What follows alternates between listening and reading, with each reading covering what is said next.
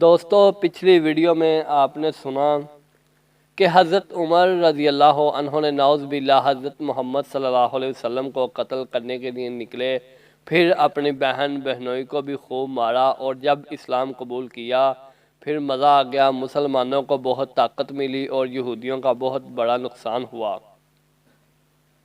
اور حضرت عمر رضی اللہ عنہ کے اسلام لانے کے بعد ہی کھلم کھلا نماز پڑھنے لگے، اور کس یہودی کی ہمت نہیں ہوتی تھی کہ انہیں کوئی روک سکے۔ تو ناظرین، آج کی ویڈیو میں ہم آپ کو بتائیں گے کہ حضرت عمر رضی اللہ عنہ کی کون کون سی 3 تجویزیں جو اللہ تعالیٰ کو بہت پسند آئی اور ہم مسلمانوں پر ہمیشہ کے لیے فرض کر دی۔ تو آگے بڑھنے سے پہلے دوستو، اگر آپ نیو ہیں تو چینل کو سبسکرائب کریں اور ویڈیو اچھی لگنے کی صورت میں لائک کمنٹ کریں۔ تو ناظرین، حضرت عمر رضی اللہ عنہ بہت ذہین اور درویش تھے۔ اللہ تعالیٰ کو آپ کی کئی تجویزیں پسند آئی اور ان کو قرآنی تعلیمات کے ذریعے آئندہ نسلوں کے لیے فرض کر دیا۔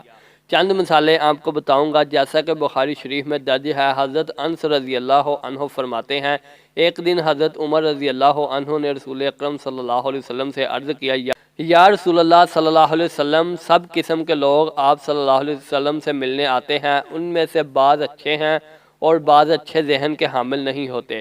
میری درخواست ہے کہ آپ صلی اللہ علیہ وسلم اپنی بیویوں کو پردے میں رہنے کی تلقین فرما دیں تاکہ وہ برے لوگوں کی شر سے بچ سکے۔ حضرت عمر رضی اللہ عنہ کے اس قول کے مطابق اللہ تعالیٰ نے امہات المومنین کے لیے یہ آیات نازل فرمائی سورۃ الاحزاب میں، اور جب پیغمبر کی بیویوں سے کوئی سامان مانگو تو پردے کے باہر سے مانگو، یہ تمہارے لیے اور ان دونوں کے دلوں کے لیے بہت پاکیزگی کی بات ہے۔ اس کے بعد سب مسلمان عورتوں کے لیے بھی آیات نازل فرمائی، اے پیغمبر، اپنی بیویوں اور بیٹیوں اور مسلمانوں کی عورتوں سے کہہ دو کہ باہر نکلا کریں تو اپنے اوپر چادر لٹکا کر گھونگھٹ نکال لیا کریں۔ یہ امر ان کے لیے موجب شناخت و امتیاز ہوگی تو کوئی ان کو آئزہ نہ دے گا، اور خدا بخشنے والا مہربان ہے۔ اسی طرح بخاری اور مسلم میں درج ہے کہ حضرت عمر رضی اللہ عنہ نے فرمایا، رب العزت نے 3 معاملات میں میری تائید فرمائی۔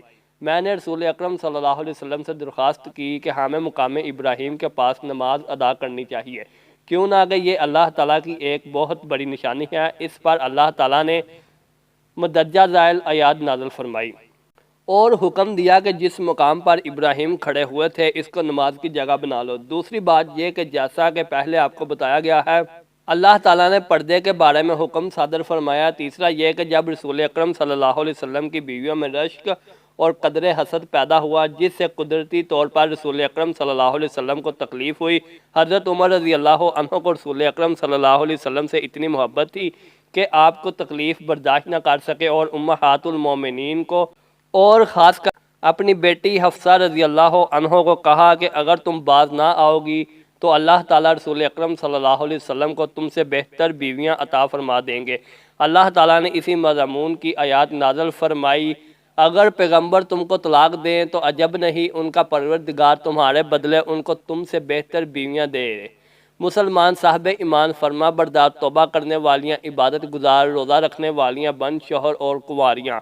حضرت عمر رضی اللہ عنہ غیر معمولی صلاحیتوں کے حامل تھے، ہر معاملے کی تہہ تک پہنچتے تھے اور اپنے فیصلے کا نہایت جرأت سے اعلان کرتے۔ مثلاً بدر کی جنگ کے بعد مشرکین کے 70 سردار قید ہوئے۔ اس وقت تک سریان جنگ اور مال غنیمت کے بارے میں اللہ تعالیٰ کی طرف سے کوئی ہدایات نازل نہ ہوئی تھی، جیسا کہ ترمذی شریف میں ذکر ہے۔ حضرت علی رضی اللہ عنہ فرماتے ہیں کہ رسول اکرم صلی اللہ علیہ وسلم نے صحابہ کرام رضی اللہ عنہ کو فرمایا کہ سریان جنگ کا معاملہ 2 طرح سے بانٹا جا سکتا ہے، ایک یہ کہ سب سریان جنگ کو قتل کر دیا جائے تاکہ طاقتور دشمن کی کمر ٹوٹ جائے، یا یہ کہ سریان جنگ سے مالی تعاون لے کر انہیں رہا کر دیا جائے۔ آپ صلی اللہ علیہ وسلم نے صحابہ کرام رضی اللہ عنہ کو اپنی اپنی رائے پیش کرنے کی دعوت دی۔ حضرت عمر رضی اللہ عنہ اور حضرت سعد بن معاذ رضی اللہ عنہ نے پہلی رائے سے اتفاق کیا، جبکہ باقی سب صحابہ کرام رضی اللہ عنہ نے دوسری رائے کو بہتر سمجھا۔ رسول اکرم صلی اللہ علیہ وسلم چونکہ رحمت للعالمین، انہوں نے بھی دوسری رائے پر عمل درآمد کیا۔ اسی دوران اللہ تعالیٰ کی طرف سے وحی نازل ہوئی جس میں دوسری رائے کی ترغیب دینے والے صحابہ کرام رضی اللہ عنہ کو تنبیہ کی گئی۔ ترجمہ: پیغمبر کو شیان نہیں کہ اس کے قبضے میں قیدی رہیں، جب تک کافروں کو قتل کر کے زمین میں کثرت سے خون نہ بہا دیں۔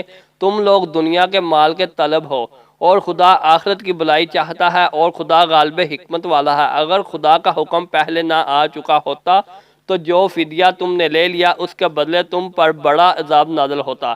بعد از اللہ تعالیٰ نے سریان جنگ اور مال غنیمت کے بارے میں مزید ہدایات نازل فرمائی اور امت محمدیہ پر بہت بڑا احسان کیا۔ ان ہدایات کے روح سے سریان جنگ کا تعاون اور مال غنیمت امت محمدیہ کے لیے حلال کر دیے گئے، بلکہ صحابہ کرام رضی اللہ عنہ کو ان کی گزشتہ لغزش معاف کر دی۔ سورۃ النفال میں اللہ تعالیٰ فرماتے ہیں تو جو مال غنیمت تم کو ملا ہے اسے کھاؤ کہ وہ تمہارے لیے حلال طیب ہے، اور خدا سے ڈرتے رہو، بے شک خدا بخشنے والا مہربان ہے۔ رسول اکرم صلی اللہ علیہ وسلم نے عمر رضی اللہ عنہ کی بیٹی حفصہ رضی اللہ عنہ سے شادی کی۔ اسی طرح حفصہ رضی اللہ عنہ امہات المومنین میں سے ہیں۔ علاوہ ازیں جیسا کہ ابن عبد البر قرطبی نے اپنی کتاب الاستیاب میں اور حافظ ابن حجر العسقلانی نے اپنی کتاب الاسباب میں لکھا ہے، حضرت عمر رضی اللہ عنہ نے حضرت علی رضی اللہ عنہ کی بیٹی ام کلثوم سے شادی کی۔ اس شادی کے بعد حضرت عمر رضی اللہ عنہ فخر سے کہتے تھے کہ اب میں رسول اکرم صلی اللہ علیہ وسلم کے قنبہ کا خونی رشتہ دار بن گیا ہوں۔ حضرت عمر رضی اللہ عنہ کا دور حکومت اسلامی طرز حکومت کا بہترین نمونہ تھا۔ آپ رضی اللہ عنہ نے ایران، شام، روم، فلسطین اور ترکی کے بعض حصے فتح کیے۔ آپ نہایت ذہین اور مدبر تھے۔ آپ کا نظام حکومت اصلاحات اور خدمت خلق کا جذبہ رہتی دنیا تک یاد رہے گا۔ آپ رضی اللہ عنہ ہی نے اسلامی کیلنڈر بھی رائج کیا۔ دوستو یہ تھی آج کی ویڈیو، اچھی لگے لائک کریں، کمنٹ کریں اور چینل کو سبسکرائب کریں۔ شکریہ۔